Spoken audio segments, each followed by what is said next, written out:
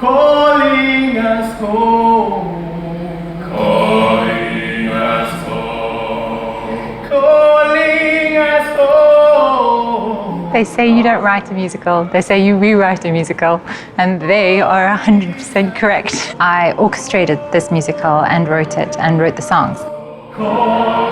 It took me about 5 years probably in total, but that was part-time, on and off.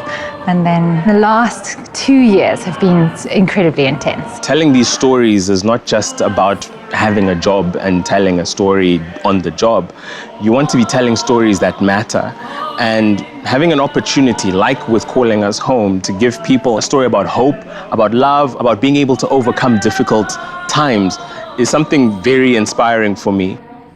It is mostly satisfying, standing on stage and, actually being a part of something this big, being a part of something which is, as we say, proudly South African. It is a proud moment for all of us. In this whole goddamn scene, again, you understand? In a production like this, it really is a massive collaborative effort. I don't think the audiences actually understand what it takes to put something like this onto the stage. It's about getting the right actors, the right crew, then there's set design, there's lighting design. There's 25 actors and each one has about 4 or 5 changes. So there's more than 200 pieces of clothing that myself and my team have to keep track of. We've got about 150 different types of lights on this production, all coming in from varying angles, and all of them can change color, they can move, they can change size.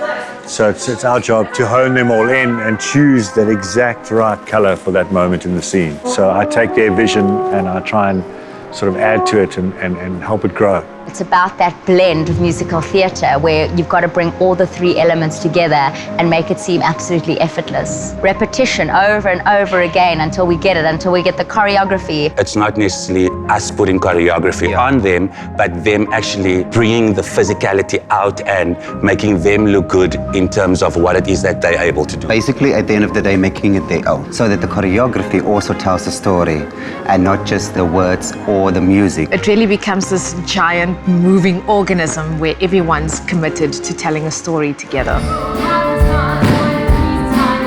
Tech Week is usually the nightmare week where you're in from like 10 o'clock in the morning right through to about 11 o'clock at night. There's no sleep.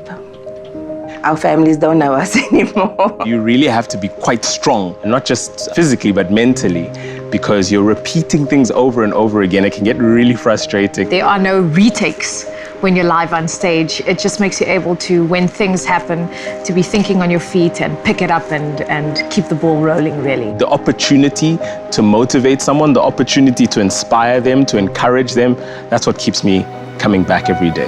I came to find you. There's nothing like it. The audience applause sounds like rain. It's what we do this for. We do this for the audiences. I think it's better than $1 million. It's that validation from the audience to say that we see you and we love what you did. There's nothing that kind of compares to it. With an audience that just comes on the journey with us and opens their hearts to it, which is an incredible privilege for us.